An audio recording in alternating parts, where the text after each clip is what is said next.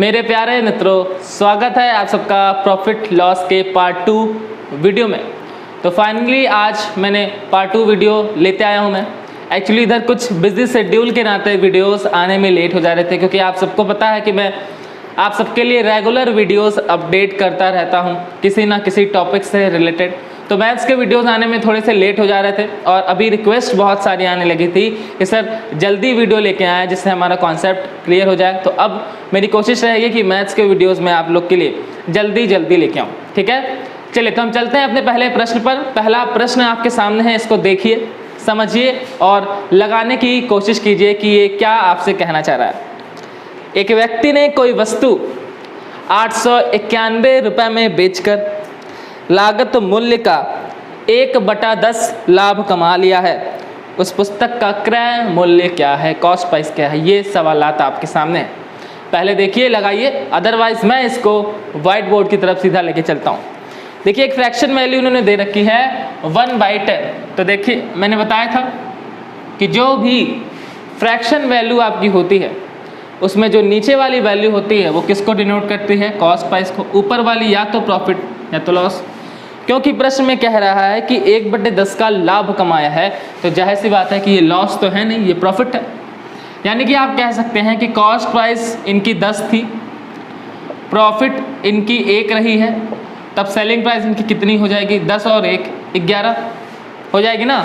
और इन्होंने प्रश्न में दे रखा है कि 891 रुपये में बेचकर, यानी कि ये जो 11 वैल्यू है वो 891 के न्यूमेरिकल वैल्यू के इक्वल है। यानी कि सेलिंग प्राइस 11 बराबर 891 रुपये। किसका पूछा है? कॉस्ट प्राइस पूछ रहा है। 10 की वैल्यू निकाल दीजिए। 11 बराबर 891 तो 10 बराबर कितना? देखिए कितना आसान है।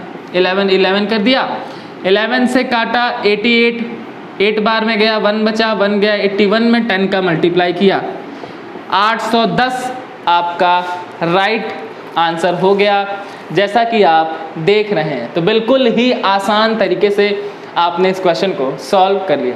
अब इसमें कहीं कॉन्सेप्ट लगाने की ज़रूरत ही नहीं है, क्योंकि क्वेश्चन में ऑलरेडी फ्रैक्शन में अमाउंट दे दिया है, तो आपको कॉन्सेप्ट लगाने की कोई भी आवश्यकता नहीं है। ठीक है, चलिए हम चलते हैं अगले प्रश्न की तरफ। अगला क्वेश्चन देखिए, आप उसको समझिए और लगाने की कोशिश कीजिए। क्या कह रहा है भाई? एक व्यक्ति ने 2470 रुपये में 26 किलो चावल खरीद लिए हैं। अच्छा, लॉकडाउन हो गया है इसलिए इन्होंने लग रहा है एक्स्ट्रा चावल खरीद लिए हैं। चलिए, इसमें से उसने 110 रुपये प्रति केजी की दर से 10 किलो चावल जो है कि बेच दिए। ठीक, 70 रुपये का लाभ कमाने के लिए उसे शेष चावल किस दर पर बेचना होगा? तो ये आपका प्रश्न रहा है। तो इसको हम सॉल्व करते हैं भाई। देखिए, 2470 में 26 किलो चावल खरीद लिए। ठीक, 110 रुपये प्रति केजी की दर से 10 किलो चावल बेच दें। तो पहले देखिए कितने रुपए का चावल इन्होंने बेच दिया है। 110 रुपये प्रति केजी की दर से इन्होंने 10 केजी चावल बेच दिए हैं, यानी कि इन्होंने 1100 के चावल बेच दिए हैं। 1100 रुपये का चावल इन्होंने बेच दिया। ठीक, टोटल इनके पास कितना था? 2470। 2470 में से इन्होंने 1100 के चावल बेच दिए हैं, माइनस कर दीजिए। 0 7 4 में से बन गया 3, 2 में से बन गया 1, यानी कि अब इनको 1370 रुपये के चावल बेचने हैं, जिस पे इन्हें 70 रुपये का लाभ कमाना है। तो आप 1370 में 70 जोड़ लीजिए भाई, क्योंकि 70 का लाभ कमाना है। 0 7 7 14 4 1 बचा, 3 and 1 4 और ये हो गया 1, यानी अब इनको 1440 रुपये के चावल बेचने हैं और इन्होंने 10 किलो चावल बेच दिया है। चावल 26 किलो था, 26 किलो में से 10 किलो चावल इन्होंने बेच दिया है, तो बचा कितना? 16 केजी चावल, और 16 केजी चावल को 1440 रुपये में बेचना है। तो यही हमारा प्रश्न है कि कितने रुपए प्रति केजी की दर से चावल को बेचा जाएगा। क्या करना पड़ेगा? 1440 को आप इसी 16 से डिवाइड कर दीजिए। देख लीजिए, 16 9 जा 16 9 जा 144, यानी 90 रुपये पर केजी आपका आंसर आ जाएगा। तो इसमें आपको क्या करना था? इसमें सिर्फ आपको अपने बुद्धि का यूज़ करना था, अपने दिमाग का यूज़ करना था कि कैसे कैसे जो प्रश्न हमसे कह रहा है उसी कॉन्सेप्ट को फॉलो करके हम इसका आंसर लेते हैं। तो बहुत ही आसान तरीके से आपने इस प्रश्न को सॉल्व कर लिया है। चलिए, आसान था, कोई दिक्कत नहीं है। अगर नहीं समझ में आया होगा आपको तो एक बार और वीडियो को देखिएगा, ठीक है। अगर नहीं दिमाग में गया होगा एक बार और देख लीजिएगा, आपको समझ में आ जाएगा। अदरवाइज मैं 100% गारंटीड हूँ कि आपको चीज़ें समझ में आ गई होंगी। चलिए हम चलते हैं अपने अगले प्रश्न पर। अगला प्रश्न देखिए क्या कह रहा है। एक व्यक्ति को 1 रुपये में 20 वस्तुएं बेचने पर 20% का लाभ होता है, तब उसके द्वारा 1 रुपये में खरीदी गई वस्तुएं। इस प्रश्न को आप लोग लगाइए, ये प्रश्न बहुत अच्छा है, इसको लगाने की कोशिश करिए। वीडियो पॉज करिए, पहले खुद से लगाइए। मैं देखना चाहता हूँ कि कितने लोग से खुद से लग जाता है। जिनका जिनका लग जाएगा वो बोलेंगे कि यस सर हमसे सॉल्व हो गया। मैं चलता हूँ सीधे वाइट बोर्ड की तरफ इसको सॉल्व करने। देखिए अब इसका जो कॉन्सेप्ट है वो मैं आपको समझाता हूँ कि 1 रुपये में 20 वस्तु बेचने पर 20% का लाभ होता है। तो पहले हम इसको फ्रैक्शन मेथड से करते हैं। फ्रैक्शन मेथड से करने के लिए मैंने आपको क्या सिखाया है कि फ्रैक्शन जहाँ आपको दिखे तुरंत पकड़ लो। फ्रैक्शन इसमें 20% है, 20% को मुट्ठी में कर लो। 20% को हमने मुट्ठी में किया और 20% की फ्रैक्शन वैल्यू कितनी होती है साहब? 20% की फ्रैक्शन वैल्यू 1/5 होती है। याद कर लो फ्रैक्शन वैल्यू, हाँ, नहीं तो ये गलत बात है। फ्रैक्शन वैल्यू याद करवाया है, पहले ही वीडियो में याद करवाया है, इसको याद कर लीजिए। मैंने बोला था कि नीचे वाली वैल्यू कॉस्ट प्राइस, ऊपर वाली वैल्यू प्रॉफिट और लॉस। खैर इसमें क्या हो रहा है, इसमें प्रॉफिट हो रहा है, इसमें 20% का प्रॉफिट हो रहा है, तो ऊपर वाली वैल्यू हमारी प्रॉफिट। ठीक, अब आप इस इक्वेशन को देख के कह सकते हैं कि 5 हमारी कॉस्ट प्राइस थी और 5 में हमने 1 जोड़ दिया तो हमारी सेलिंग प्राइस कितनी हो गई? 6। ठीक है, हमारी सेलिंग प्राइस हो गई क्या, कितनी? 6। अब जो मैं यहाँ पे बात कर रहा हूँ, ये जो कॉस्ट प्राइस है, ये सेलिंग प्राइस है, ये रुपए में है, यानी मैं यहाँ पे प्राइस की बात कर रहा हूँ, कीमत की बात कर रहा हूँ, रुपए की बात कर रहा हूँ, यानी यहाँ पे रुपए की बात है। अब यहाँ पे मैं आपको छोटा सा कॉन्सेप्ट समझाना चाहता हूँ कि देखिए एक चीज़ समझिएगा कि जो प्राइस होता है और जो क्वांटिटी होती है वो एक दूसरे के इनवर्स होती है। अगर प्राइस बढ़ता है तो क्वांटिटी क्या होती है? अगर प्राइस आपका, मान लीजिए, जैसे मैं एक एग्जांपल से समझाता हूँ, अगर मैं एग्जांपल से समझाऊंगा तो आपको ज़्यादा से अच्छे से समझ में आएगा। देखिए मान लीजिए कि आपने 10 रुपये में 1 किलो चावल आप खरीदते हैं, ठीक है, 10 रुपये पर केजी के हिसाब से आप 1 किलो चावल खरीद के लाते हैं दुकान से। अब क्या हुआ, मैंने चावल महंगा कर दिया भाई, हाँ, मैंने कहा कि नहीं भाई चावल महंगा हो गया, मैंने चावल महंगा कर दिया। अब 1 किलो चावल का दाम मैंने 20 रुपये कर दिया, 1 किलो चावल का दाम मैंने 20 रुपये कर दिया। तो क्या अब आप 10 रुपये लेके जाएंगे तो आपको 1 किलो चावल मिल पाएगा? ये संभव है? नहीं। मैंने 20 रुपये प्रति किलो चावल कर दिया, अब आपको 10 रुपये में ½ kg चावल मिल पाएगा कि नहीं? जैसे ही मैंने प्राइस को इंक्रीज किया, क्वांटिटी कम हो गई, हुई कि नहीं? अब या तो एक काम करिए आप, अगर आपको 1 चावल लेके आना है तो या तो फिर आप 20 रुपये लेके आइए। जब आप 20 रुपये लेके आएंगे तब आपको 1 किलो चावल मिलेगा। तो ये छोटा सा कॉन्सेप्ट है कि जो कीमत और मात्रा होती है ये एक दूसरे के हमेशा इन्वर्स चलते रहते हैं। एक बढ़ता है तो दूसरा घटता है और दूसरा घटता है तो एक बढ़ जाता है। अब मान लीजिए इसी 10 रुपये केजी चावल को मैंने 5 रुपये पर केजी चावल कर दिया। अब आप 10 रुपये लेके जाएंगे, तो बताइए 2 किलो चावल मिलेगा कि नहीं? जो चावल का दाम पहले 10 रुपये केजी था, अभी मैंने 5 रुपये केजी कर दिया, मैंने प्राइस को घटा दिया, तो क्वांटिटी बढ़ गई कि नहीं? 1 किलो से चावल 2 किलो हो गया कि नहीं? तो ये छोटा सा कॉन्सेप्ट है। आई होप कि आपको समझ में आ गया होगा कि जो कीमत होती है और जो मात्रा होती है, इन दोनों में इनवर्स रिलेशन होता है। ठीक, वही कॉन्सेप्ट आपको यहाँ पे लाके लगा देना है।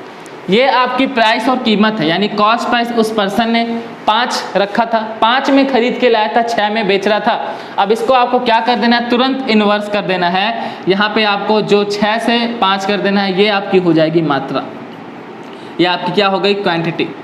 ठीक है, यानी प्राइस के इन्वर्स आपको ऐसे क्वेश्चन में तुरंत क्वांटिटी को कर देना है। ठीक, यानी वो 6 क्वांटिटी खरीद के लाया था और प्रॉफिट कमाना है, इसलिए 5 मात्रा को ही उसने बेचा है। ठीक, अब क्योंकि प्रश्न में कहा है कि 1 रुपये में 20 वस्तु बेच रहा है, देखो क्वेश्चन में भी 2 चीज़ों की बात कर रहा है, एक तो रुपए की और एक तो क्वांटिटी की। 1 रुपये में 20 वस्तु, 1 रुपये में 20 वस्तु, ऐसे प्रश्न में क्वांटिटी और कीमत दोनों की बात करता है, तो आपको कैलकुलेट करना होता है। नीचे वाली वैल्यू क्या है? नीचे वाली वैल्यू क्वांटिटी है और बोल रहा है कि 1 रुपये में 20 वस्तु खरीद के आ रहा है, यानी 20 वस्तु जो है वो बेच रहा है, माफ़ करना, खरीद नहीं रहा है। 1 रुपये में 20 वस्तु बेच रहा है। तो यहाँ पे देखो क्वांटिटी कितनी हमने लिखी है 5 और 5 की वैल्यू कर दी 20, 5 बराबर 20 किसकी पूछा है कि उसके द्वारा 1 रुपये में खरीदी गई वस्तु, तो उसने 1 रुपये में कॉस्ट प्राइस दी है, कितनी वस्तु खरीदी होगी 5 बराबर 20 तो 6 बराबर 24। बताइए आपका आंसर आया कि नहीं, बताइए आपका आंसर आया कि नहीं। तो ये छोटा सा बेहद ही शानदार कॉन्सेप्ट अगर मैं आपको समझा रहा हूँ, अगर मैं चाहूँ तो आपको बिल्कुल ही बेसिक से समझा सकता हूँ, जिसका आंसर आप लाएंगे इतने बड़े पेज में, एक पेज में आप आंसर लाएंगे। वो आप जैसे आप 7th और 8th में पढ़ते थे कि 1 रुपये में 20 वस्तु बेच रहे हैं तो एक वस्तु की कितनी कीमत, तो 1/20 करेंगे, फिर वो बहुत लॉन्ग प्रोसेस आएगा। अगर आप चाहें कि सर हमको एकदम उसी से समझना है, मुझे मैसेज करिएगा, मैं वो भी कॉन्सेप्ट आपको बता दूंगा। हालांकि कंपटीशन लेवल के ये सबसे शानदार तरीका मैं आपको बता रहा हूँ ऐसे प्रश्नों को सॉल्व करने का, ठीक है। आई होप कि आपको समझ में आ गया होगा। 5 की वैल्यू 20 तो 6 की वैल्यू 24, क्योंकि 5 बराबर 20, 5 4 जा 24 आया, 6 4 जा 24। चलिए अब मैं इसको जरा फ्रैक्शन मेथड से आपको समझा देता हूँ भाई। फ्रैक्शन मेथड से क्या है, कुछ नहीं है, सेम चीज़ें ही आएंगी। अच्छा अभी फ्रैक्शन मेथड से ही लगाया है, माफ़ करिएगा, अभी तो मैंने इसको फ्रैक्शन मेथड से लगा दिया। हमेशा पहले कॉन्सेप्ट पढ़ाता हूँ फिर फ्रैक्शन पढ़ाता हूँ, आज पहले फ्रैक्शन पढ़ा दिया फिर कॉन्सेप्ट पढ़ा दिया। अब मैं आपको कॉन्सेप्ट बता देता हूँ, फ्रैक्शन से बता दिया, कॉन्सेप्ट बता देता हूँ। देखो क्या करना है कि एक व्यक्ति 1 रुपये में 20 वस्तु बेचकर 20% का लाभ खाता है। जैसे ही आपको ऐसे प्रश्न दिख जाएंगे, कीमत दी रहेगी यानी प्राइस दिया रहेगा 1 रुपये में, फलाना सामान खरीद लिया और क्वांटिटी दिया रहेगा, तुरंत मेरे वाले इस कॉन्सेप्ट को आप याद करिए, ठीक, आपको कोई दिक्कत का सामना नहीं करना पड़ेगा। देखिए यहाँ पे क्या करना है कि 20% का लाभ कमा रहा है, तो मानिए कि पहले कॉस्ट प्राइस कितनी रही होगी। मैंने बोला है कि कॉस्ट प्राइस हमेशा 100% रहेगी, ये आपको पूरे प्रॉफिट लॉस के चैप्टर में समझ के चलना है। अगर हमारा कॉस्ट प्राइस 100% था तो सेलिंग प्राइस भैया कितना था, सेलिंग प्राइस 120% था। बताओ बच्चा था कि नहीं। अब क्या करना है, इसको छोटा करो, 20 25 100, 20 छके 120। देखो वही कॉन्सेप्ट आया कि नहीं, 5 कॉस्ट प्राइस 6 सेलिंग प्राइस, ये हमारी प्राइस यानी कीमत की बात कर रही है। कीमत का इन्वर्स क्वांटिटी होती है, इसको तुरंत इन्वर्स कर दो, यहाँ 6 यहाँ 5, ये आपकी भैया मात्रा हो गई, क्वांटिटी हो गई। अब क्या करना है, बोल रखा है कि 1 रुपये में 20 वस्तुएं बेचता है, सेलिंग प्राइस के नीचे देखो क्वांटिटी, 5 क्वांटिटी की वैल्यू इन्होंने 20 दे रखी है, 5 बराबर 20 तो 6 बराबर 24। बताओ आपका आंसर आपके कोमल चरणों में आ गया कि नहीं। आपके कोमल चरणों में आपका आंसर तुरंत आपके समक्ष उपस्थित हो गया, बिल्कुल ही शुद्ध हिंदी हो गई, ठीक है। चलिए तो मैं इसको मिटा देता हूँ। आपने फ्रैक्शन मेथड और कॉन्सेप्ट मेथड दोनों मेथड से अपने सवाल को सॉल्व कर लिया है, ठीक है। चलो अब ऐसा ही एक प्रश्न और ले लिया है, ऐसा ही प्रश्न देखो भाई आपके सामने है, लगाओ, वीडियो पॉज करो, सब लोग लगाओ, ऐसा नहीं कि जो पहले पढ़े वही लगाएं, अभी समझाया है, सब लोग लगाओ, वीडियो पॉज करो, लगाओ और बताओ कि सर आ रहा है, समझ में आ रहा है। सेम प्रश्न कहाँ है भाई आपका, हाँ चलिए सेम प्रश्न आपका आ गया है। क्या कह रहा है, एक दुकानदार 10 रुपये प्रति 7 पेन की दर से खरीद के लाया। देखो मैंने बोला था इससे क्वेश्चन में एक बार प्राइस और एक बार क्वांटिटी देगा, तो 10 रुपये की बात कर रहा है, 7 पेन खरीद के ला रहा है, पेनों की संख्या 7 है और उसने 40% लाभ पर बेचा, तब किसी खरीदार को 10 रुपये में कितने पेन मिले, ये आपका प्रश्न रहा है। तो देखिए 40% लाभ हुआ है, यानी पहले हमारी कॉस्ट प्राइस कितनी रही होगी, हमारी कॉस्ट प्राइस 100% होगी, 40% का लाभ हो गया, यानी सेलिंग प्राइस कितनी हो गई 140%। बताओ हुई कि नहीं। इसको डिवाइड करो, 20 25 100, 20 7 140, यानी 5 हमारी कॉस्ट प्राइस और 7 हमारी सेलिंग प्राइस थी। यहाँ बात हो रही है कीमत की, ये हमारी कीमत थी। अब जैसे ही मैं इसकी मात्रा की यानी पेनों की संख्या पे आऊँगा, भाई 7 पेन खरीद के लाया ना, पेनों की संख्या तुरंत विपरीत हो जाएगी, 7 और 5 हो जाएगी, प्राइस के तुरंत विपरीत हो जाएगी। अब कह रहा है इन्होंने क्या कि 10 रुपये प्रति 7 की पेन की दर से खरीद के लाया। खरीदने देखो कॉस्ट प्राइस ये है, क्वांटिटी जो है वो 7 खरीद के लाया था, और यहाँ कह रहा है कि 10 रुपये प्रति 7 पेन की दर से खरीद के लाया, यानी 7 बराबर 7 के है। अगर यहाँ 14 25 21 फलाना धमाका जो भी होता है वो वैल्यू हम यहाँ पे रख देते। क्वेश्चन में 7 दिया है तो 7 बराबर 7 क्या पूछ रहा है, तब किसी खरीदार को 10 रुपये में कितने पेन मिलेंगे, यानी अगर कोई खरीदने आएगा तो उसको कितने में ये बेचेगा, 7 बराबर 7 तो 5 बराबर 5। बताइए आंसर आया कि नहीं। बहुत ही इजी तरीके से आपको समझ में आ गया। बस क्वांटिटी को क्वांटिटी के इक्वल कर देना होता है मेरे प्यारे बच्चा लोग, ठीक है। तो आपको ये समझना पड़ेगा, ठीक। चलो अब मैं इसको ज़रा फ्रैक्शन मेथड से लगा देता हूँ। कुछ नहीं करना है, फ्रैक्शन मेथड भी बस क्या है, फ्रैक्शन को पकड़ना है और कुछ नहीं करना है, यही कॉन्सेप्ट लगाना है। कितना दिया है 40%, 40% की फ्रैक्शन वैल्यू। बताओ प्यारे याद है कि नहीं। 40% की फ्रैक्शन वैल्यू प्यारे लोग याद कर लो, नहीं तो कैसे काम चलेगा। कैसे वहाँ पे धड़ सॉल्व करोगे। एग्जाम में धड़ सॉल्व करना होता है। अगर आप सोच के सॉल्व करेंगे तो टाइम वेस्ट होगा, इसलिए धड़ याद करने के लिए, सॉल्व करने के लिए सारे फ्रैक्शन वैल्यूज़ को आपको याद करना पड़ेगा, ठीक। 40% की फ्रैक्शन वैल्यू 2/5 है। 5 आपका कॉस्ट प्राइस है, 2 आपका प्रॉफिट है, मैंने बोला, यानी कि 5 कॉस्ट प्राइस और 2 जोड़ दिया, 7 आपका सेलिंग प्राइस हो गया। बोलो हुआ कि नहीं। इसको तुरंत मिटा देते हैं। अब कीमत जो है वो 5 कॉस्ट प्राइस 5 में खरीद के लाया, 7 में बेचना है।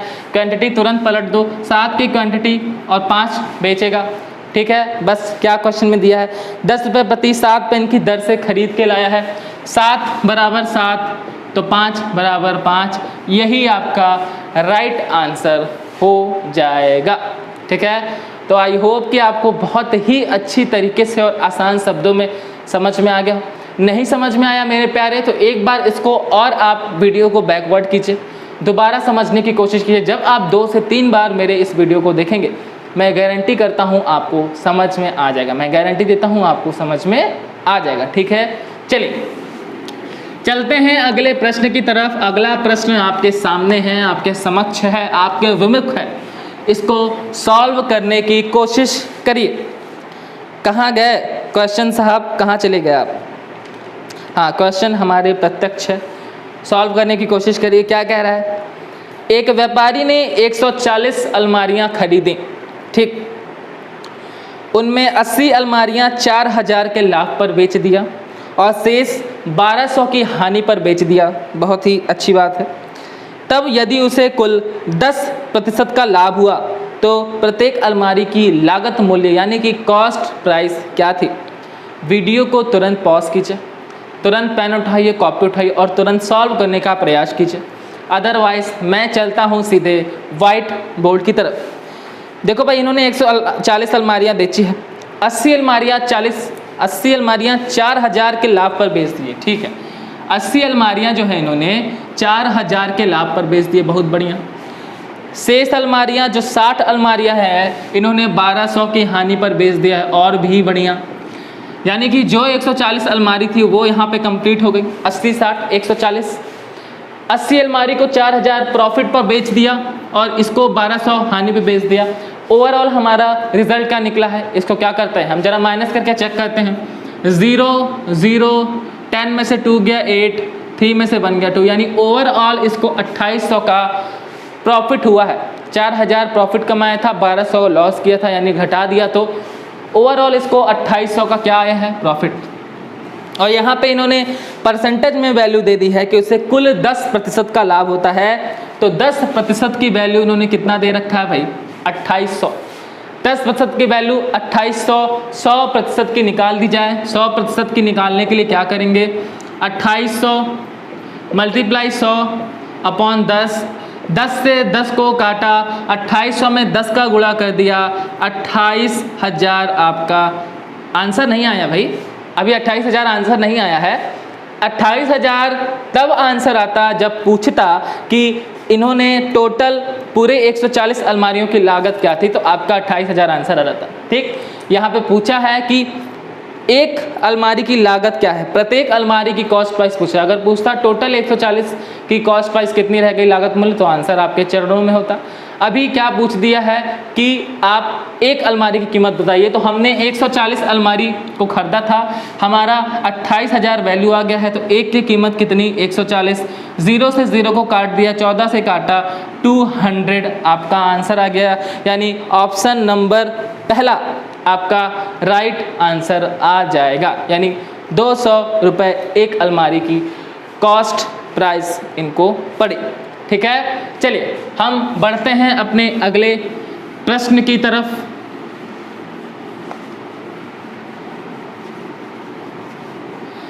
हम बढ़ते हैं अपने अगले प्रश्न की तरफ।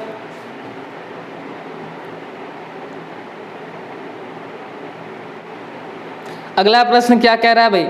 अगला प्रश्न कह रहा है एक व्यक्ति ने 20 सेब 100 रुपये में बेचे। देखिए ये बिल्कुल उसी तरीके का प्रश्न है जैसे कि अभी हमने सॉल्व किया, क्वांटिटी और कीमत वाला।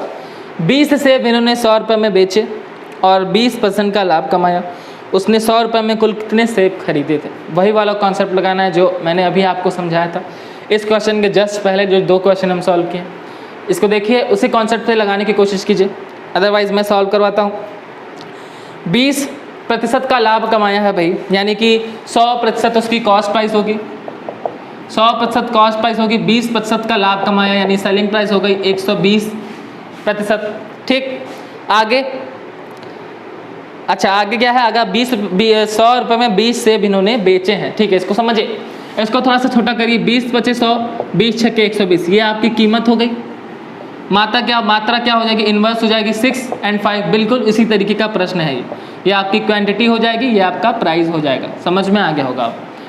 क्या कह रहा है कि 20 सेब 100 रुपये में बेचने की बात कर रहा है। सेलिंग प्राइस वाले सामने क्वांटिटी के बराबर आ जाओ। 20 सेब 100 रुपये में बेचे, यानी 20 सेब बेचा था इन्होंने, तो 5 की वैल्यू इन्होंने 20 दे दी है। किसकी पूछा है कि 100 रुपये में कितने खरीदे थे, क्वांटिटी कितना खरीदा था, तो 6 रुपये में 6 क्वांटिटी जो है वो कितने के बराबर हो गई? 5 के बराबर 20, तो 6 जो है वो बराबर 24 के आंसर आ जाएगा। बिल्कुल ही आसान तरीके से आपने इसका आंसर लेते आया। ठीक है, अब फ्रैक्शन पे बालक बालिकाओं आप लोग निकाल लीजिएगा। फ्रैक्शन पे क्या है भाई? कितना दिया था फ्रैक्शन? 20% तो दिया है। अभी पीछे क्वेश्चन में मैंने बताया है 20% की फ्रैक्शन वैल्यू वही 1/5 होती है। इस पे सभी आप लोग बालक बालिकाओं इस पे आप लोग सॉल्व कर लीजिएगा। बस 5 और 1 6, 5 6 बन जाएगा। फिर 6 5 इन्वर्स करके आप इक्वल कर दीजिएगा क्वांटिटी को, क्वांटिटी के आपका आंसर आपके सामने होगा। चलिए अब मैं चलता हूँ आपके अगले प्रश्न पर भाई। अगला प्रश्न आपके प्रत्यक्ष है, इसको देखिए आपके सामने है, समझिए क्या कह रहा है। किसी व्यक्ति द्वारा 20% का लाभ अर्न किया गया और उसने अपने प्रॉफिट को विक्रय मूल्य पर कैलकुलेट किया, तो प्रॉफिट परसेंट बता दीजिए। देखिए अगर आपको याद हो तो मैंने आपसे एक बार कहा था, जब तक प्रश्न में मेंशन ना किया हो कि प्रॉफिट परसेंट आपको विक्रय मूल्य पर कैलकुलेट करना है, तब तक ऐसा कभी मत कीजिएगा। हमेशा आपको प्रॉफिट परसेंट कॉस्ट प्राइस से निकालना होता है कंपेयर करके। और मगर इस प्रश्न में इन्होंने स्पेशली मेंशन कर दिया है कि भैया हमारे विक्रय मूल्य पर आप हमको बताइए कि कितना आएगा मेरा प्रॉफिट परसेंट, तो आपको विक्रय मूल्य पर ही निकाल देना है। ठीक है, चलिए 20% का इनको लाभ हुआ है, तो 100 जो है कि 100% इनकी कॉस्ट प्राइस होगी, बिल्कुल ही ईजी। और सेलिंग प्राइस इनकी 20% यानी सेलिंग प्राइस 120 हो गई। 100 से बड़ा 120 कितने की प्रॉफिट हुई? 20% की प्रॉफिट हुई। ये कॉन्सेप्ट आपको परसेंटेज से सिखाते चल रहा हूँ। 100 से 20 बड़ा 20%। अब अगर हमको नॉर्मल प्रॉफिट परसेंट कैलकुलेट करना होता तो हम 100 का कितना परसेंट है आप निकाल देते, 20 25 100 और 5 से 100 को डिवाइड करके 20% आपका आंसर आता। मगर क्योंकि इसने बोला है कि भैया हमको सेलिंग प्राइस पे आप कैलकुलेट करके बता दो, तो 120 का कितना परसेंट है आपको यही निकाल देना है बस। 26 126 से 100 को काटा, 16 सही 2/3% आपका आंसर आ गया। अब ये सब वैल्यू तो आपको याद होनी चाहिए कि 100/6, 100/5, 100/4, 100/7, 100/8, 100/9 कितना होता है, इतना अच्छे से याद करवाया है। अब यहाँ पे अगर आप सोचने लगेंगे कि भाई हम 6 1 जा 6 4 गया फलाना धमाका करने लगेंगे, तो अगला तो आपसे आगे निकल ही जाएगा। अगला जो जिसने फ्रैक्शन वैल्यू याद रखी है वो आपसे आगे निकल जाएगा। तो मेरे प्यारे बच्चों, मैंने आपसे बोला है फ्रैक्शन वैल्यू को याद रखिए, बहुत ज़्यादा काम आता है। ठीक है, कैलकुलेशन आपको नहीं करनी होती है अगर आपको फ्रैक्शन वैल्यूज़ याद हैं तो। चलिए अब हम चलते हैं अपने अगले प्रश्न पे। अच्छा, इसको कॉस्ट प्राइस पे करके बता दें, फ्रैक्शन पे करके बता दिया जाए। चलिए फ्रैक्शन पे करके बता दिया जाए, नहीं तो कहेंगे कि सर बेमानी कर रहे हैं आप, एक बार कॉन्सेप्ट पे बता दे रहे हैं, एक बार फ्रैक्शन पे नहीं बता रहे हैं, एक बार फ्रैक्शन पे बता दे रहे हैं, एक बार कॉन्सेप्ट पे नहीं बता रहे हैं। चलिए समझ लेते हैं क्या है। 20% की फ्रैक्शन वैल्यू कितनी? 1/5 होती है। ठीक, 5 कॉस्ट प्राइस 1 प्रॉफिट, यानी कॉस्ट प्राइस कितनी हो गई? 5, सेलिंग प्राइस 5 और 1 जोड़ के 6 हो गई। ठीक, अब क्या पूछा है कि कितना प्रॉफिट परसेंट हुआ, 5 से 6 गया, कितना बढ़ा, 1 बढ़ा। अब अगर नॉर्मली करना होता तो कॉस्ट प्राइस पे करते, पर मेंशन किया है कि सेलिंग प्राइस पे कर दिए, तो 1 बढ़ा, किससे बढ़ा, 6 से बढ़ा, मल्टीप्लाई बाई 100, बताइए 6/100, 100/6 आया कि नहीं, तो 16 होल 2/3% आपका आंसर इस तरीके से भी आ जाएगा। ठीक है, चलिए अब मैं चलता हूँ अगले प्रश्न की तरफ। अगला प्रश्न आपके सामने है, देखिए इसको, समझिए इसको, लगाने का प्रयास करिए। कहाँ गया अगला प्रश्न? अगला प्रश्न है, देखिए समझिए इसको, क्या कह रहा है। सुरेंद्र ने 40,000 प्रत्येक की दर से 2 घोड़े खरीद लिए। बहुत अच्छी बात है भाई। आगे, उसने एक घोड़ा 15% लाभ पर बेचा, किंतु उसने दूसरा घोड़ा हानि पर बेचना पड़ा। अच्छा, यदि उसे पूरे सौदे में 3600 रुपये की हानि हो गई तो दूसरे घोड़े का विक्रय मूल्य बता दीजिए। ये आपका प्रश्न है, इसको सॉल्व करने का प्रयास कीजिए, अदरवाइज मैं चलता हूँ इसको सॉल्व करने। देखिए क्या कह रहा है, एक घोड़ा 40,000 का था और दोनों घोड़े जो हैं वो 40-40 हज़ार में बेचे गए हैं, यानी दो घोड़ों का जो विक्रय मूल्य है, जो सेलिंग प्राइस है, वो कितना आएगा, 40-40, 80,000 में 2 घोड़े बेचे गए थे।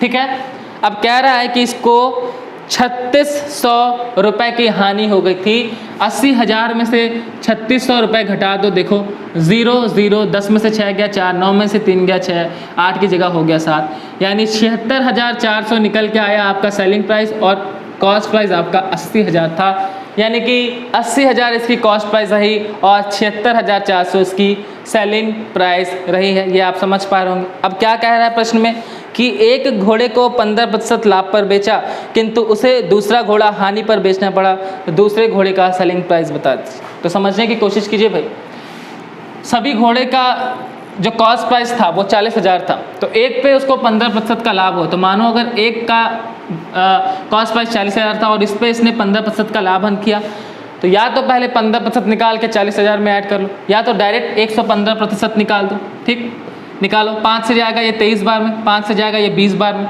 0 से 0 काटा, 2 से इसको काटा, 2000 में जाएगा, 23 का 2 में मल्टीप्लाई किया, 46,000 आपका एक घोड़े का आया आंसर। एक घोड़े का जो है कि विक्रय मूल्य 46,000 निकल के आया, यानी 40,000 वाले एक घोड़े को उसने 46,000 में बेचा। तो बोला है कि जो दूसरा घोड़ा था, दूसरा घोड़ा पूछा है ना, हाँ, उस दूसरा घोड़े का सेलिंग प्राइस क्या था, तो भाई 46,000 में एक ने उसने बेच दिया, दूसरे का निकाल दीजिए, तो माइनस कर दीजिए। 76,400 में से 46,000 जब आप माइनस कर देंगे तो 0 0 4, 6 में से 6 गया 0, 7 में से 4 गया 3, 30,400 आपका राइट आंसर आ जाएगा। तो बिल्कुल ही राइट अप्रोच आपने लगा के और बिल्कुल ही आसान तरीके से आपने इस प्रश्न का आंसर लेते आया है।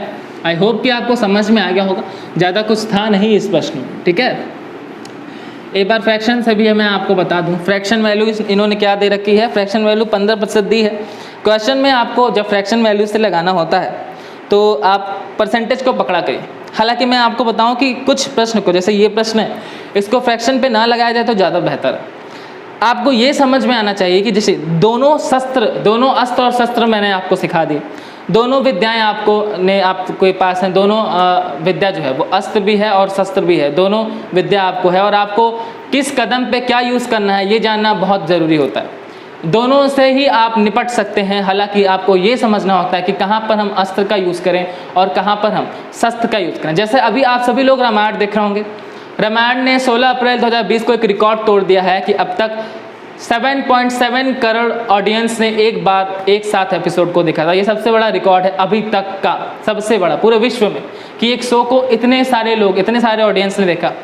उसमें क्या दिखाया गया था, अगर आप देख रहे हैं, अगर आपने रामायण देखा है तो अच्छी बात है, नहीं देखा है तो मैं आपको बताता हूँ उसमें क्या दिखाया गया था कि ब्रह्मास्त्र का उपयोग किया जा रहा था।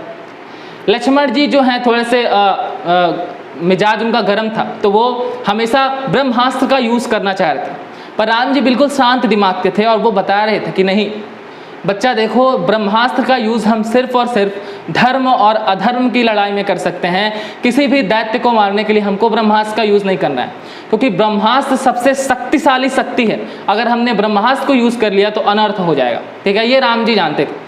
तो आपको क्या समझना है, ब्रह्मास्त्र जो है वो हमेशा बार बार यूज नहीं किया जा सकता है, ब्रह्मास्त्र को रखे रहा जाता है। बार बार आप यूज कर देंगे तो उसकी शक्ति आपके पास नहीं रह जाएगी, फिर आपके पास जो आपने ब्रह्मास्त्र कमाया है उसकी वैल्यू आपके पास नहीं रह जाएगी। तो राम जी लक्ष्मण जी को कहते हैं कि आप ब्रह्मास्त्र का यूज तभी करिए जब आपको उसकी जरूरत हो, तभी उसका यूज किया जाए। ठीक है, तो ये चीज़ें आपको समझनी है कि कहाँ पे आपको कौन सा मेथड लगाना है। खैर, मैं यहाँ पे आपको फ्रैक्शन मेथड समझा देता हूँ। फ्रैक्शन मेथड समझाने के लिए आपको प्रतिशत पकड़ना पड़ेगा। 15% को पकड़िए। 15% की फ्रैक्शन वैल्यू कितनी होती है? 3/20। मैंने आपको लर्न कराया है, लर्न किए रहिए। 3/20 यानी मान के चलिए कि 20 कॉस्ट प्राइस है, 3 प्रॉफिट है, यानी सेलिंग प्राइस कितनी हो गई? 20 उसकी कॉस्ट प्राइस, सेलिंग प्राइस उसकी, 20 में 3 जोड़ा 23। बताओ हुई कि नहीं? ठीक, क्या कह रहा है कि एक पे 15% का लाभ हो। ये 15% लाभ वाले का हम लेके चल रहे हैं, ये 15% लाभ वाले घोड़े का लेके चल रहे हैं, और दोनों को इसने 40,000 रुपये में खरीदा था। कॉस्ट प्राइस 20 की वैल्यू 40,000 दिया है कि नहीं? 0 से 0 काटा, 2 से 4,000 को काटा, 2,000 आया, तो इसका सेलिंग प्राइस कितना आया? 23 में 2,000 का 23 दूना को 46,000, यानी एक घोड़े की वैल्यू 46,000 सेलिंग प्राइस दूसरे घोड़े की पूछ रहा है। दूसरे घोड़े की कैसे निकालेंगे भाई? 80,000 में से इसे कितने का हानि हुआ था? 3600 का हानि हुआ था।